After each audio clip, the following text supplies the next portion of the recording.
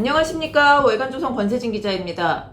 통일부 장관 후보자에 이인영 전 더불어민주당 원내대표가 내정돼 있습니다.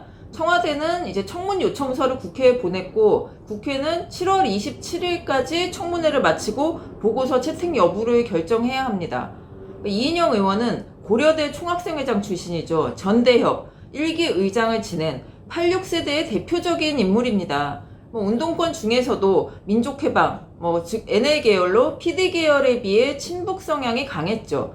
이런 분이 이제 통일부 장관이 됩니다.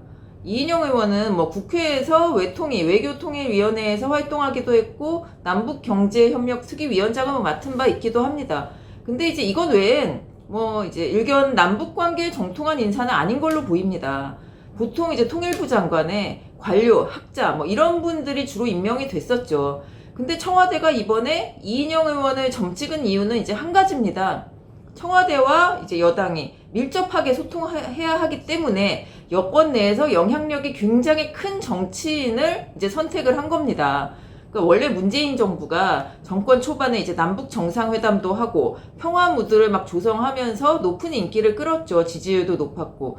근데 이제 요즘 남북 관계 완전히 얼어붙었죠. 그리고 최근 문재인 정부 지지율이 이제 계속 하락하고 있는 데는 부동산도 있고 교육도 있고 정책 실패도 있지만 남북 관계가 나빠진 것도 영향이 있는 것으로 보입니다. 남북 관계가 계속 좋아지고 화해 무드에 좋은 상황이 된다면 문재인 정부의 지지율도 이제 떨어지지는 않겠죠. 근데 지금 어쩔 수 없는 상황입니다. 그래서 이인영 장관은 아직 아니지만 의원을 장관으로 선택한 것은 이제 대북 관계에서 청와대와 여당이 이제 유기적으로 움직이면서 여론을 좀 관리하자, 정치권에서 이런 뜻으로 보입니다. 정치권에서 서포트를 해야 청와대가 이제 힘을 얻을 수 있겠죠.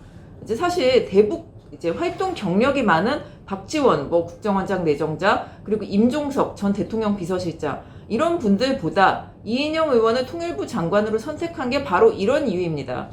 이제 박지원, 임종석 이런 분들보다 이인영 의원은 민주당 원내대표를 지냈기 때문에 당을 지금 장악하고 당의 여론을 이끌어가기가 굉장히 좀 유리하기 때문입니다. 게다가 현역 의원은 지금 국회 인사청문회를 통과하기 굉장히 쉽습니다. 사실 의원들이 가재는 개편이기 때문이죠. 지금까지 현역 의원이 인사청문회를 통과 못한 사례 없습니다.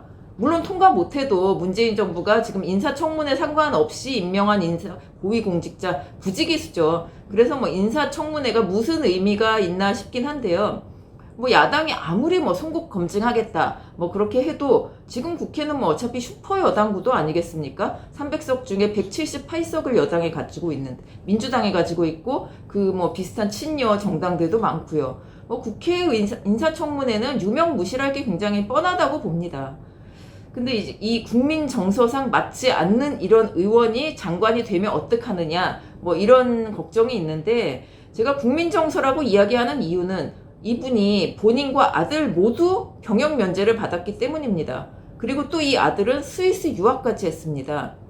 이 의원 자녀는 이 아들 한 명입니다.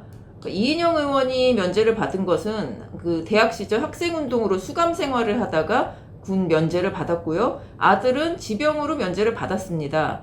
근데 이제 스위스 유학까지 갔어요. 이제 스위스 물가가 여느 선진국보다 비싸다는 사실은 잘 아실 겁니다, 다들.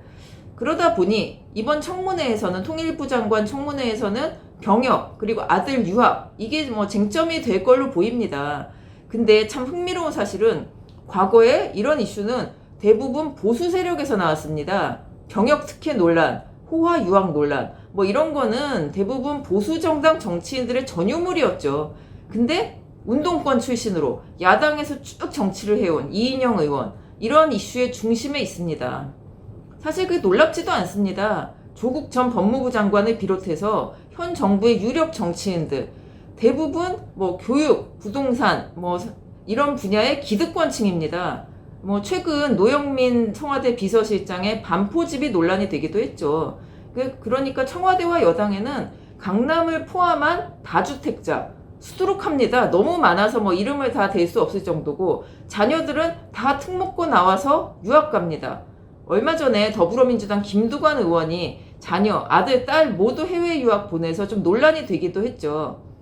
근데 이제 미래통합당이 이인영 의원에게 이제 검증을 하기 위해서 여러 가지 자료를 요청을 합니다. 근데 김기현 의원이, 울산시장 하던 그 김기현 의원이 이런 얘기를 합니다. 그 이인영 후보자는 자녀 스위스 유학자금의 출처, 병역, 재산 형성 과정, 납세 이런 것들을 다 이제 내놓아라, 청문회에 필요하니까. 그랬는데 받지 못했다는 거예요. 이제 김기현 의원 주장은 자료를 요청했는데 거절당했다, 이렇게 얘기합니다. 그러면서 장관 후보자 사생활까지 꺼내가면서 이제 계속 질타하고 공격하던 이 이인영 의원이 정작 자신이 검증대에 서니까 자료 제출을 거부하느냐, 이렇게 막 오만에 극치다 비판을 했는데요.